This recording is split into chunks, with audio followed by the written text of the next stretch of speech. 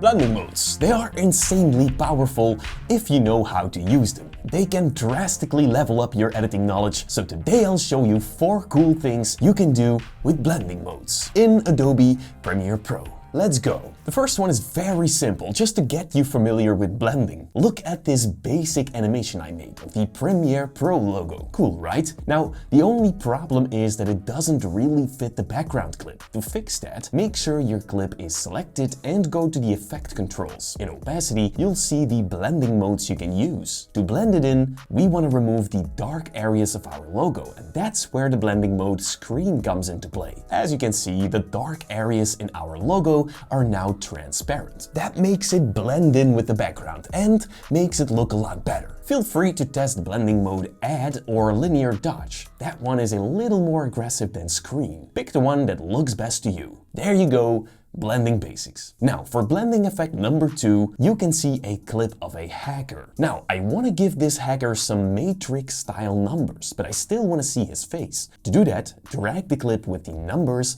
on top of the other clip. Let me zoom in a little. Now, to blend these clips together, select the numbers and head over to the effect controls. In here, go to opacity, and in this drop-down menu, you'll see the blending modes again. For this effect, I think that overlay works best, but feel free to try the other ones too. As you can see, you can now see both the clips, but it doesn't look that great, so we're gonna fix that. Now, I want my numbers to be blue, just like the guy behind them. To do that, make sure the numbers are selected. Head over to Lumetri Color and find the Curves tab. In here, scroll down until you find Hue versus Hue. With this graph, you can change the colors in your video. Just click once and drag the line up or down to change the color. That looks great. Feel free to adjust the saturation in your video as well if it's needed, of course. Now, I think it would look very cool if the numbers are just on his face, not everywhere. So to do that, go to the effect controls, then click the ellipse mask tool under opacity, and that will create a mask. Now we don't have to move it. All we gotta do is increase the feather a lot and play around with the mask expansion. Feel free to go and adjust the mask a little to make it cover his face. And there you go.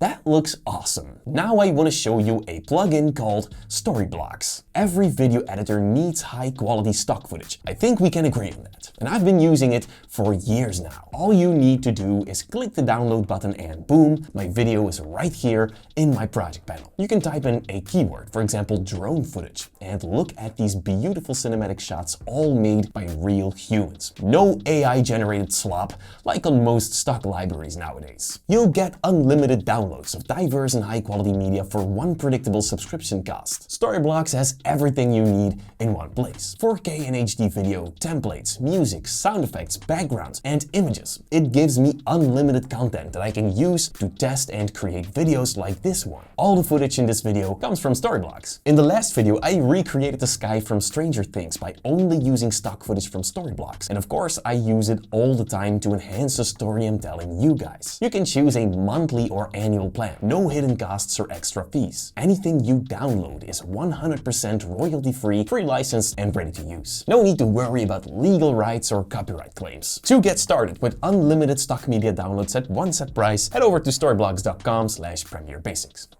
Or just click the link down below. Blending effect number 3, making a video feel like it's in a dream. First of all, hold down Alt and duplicate your clip on top of the first one. Head over to the Effects library and find the Gaussian blur effect. Then drag it to your clip. Make sure it's selected and head over to the effect controls and increase the blurriness. Then go to opacity and set the blending mode to screen. That already looks dreamy. Of course, feel free to go back and play with the blurriness until you're satisfied with the result. Next, go back to the Effects library and find the Chromatic Aberrations effect. Then drag it to the duplicate as well. Now, in this effect, play around with the aberrations. This just looks a little more dreamy now. Next, we're gonna finish this effect. Head over to the Lumetri Color panel, and because of my shot has a lot of pink, I'd love to increase the tint to make it look a little more bloomy. And there you go. Look at that. Amazing. Blending effect number 4. A transition that blends multiple clips together. First, make sure the first clip overlaps slightly into the second clip. The overlap determines the duration of the transition. Next, we need a simple animation. Go to the project window,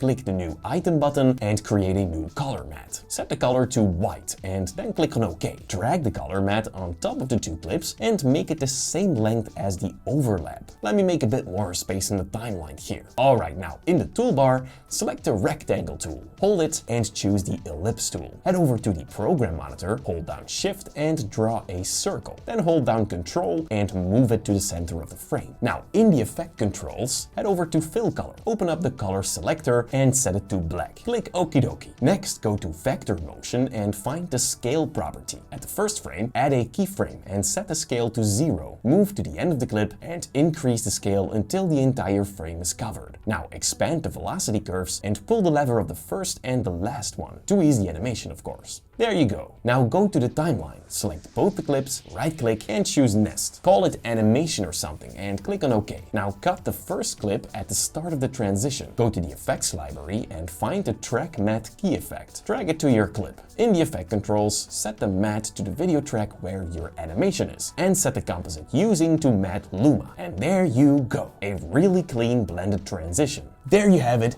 4 awesome blending modes you can now use in your videos. Now, if you want to learn how I used a little bit of blending and more to create this cool Stranger Things effect, click the video right here to continue the lesson.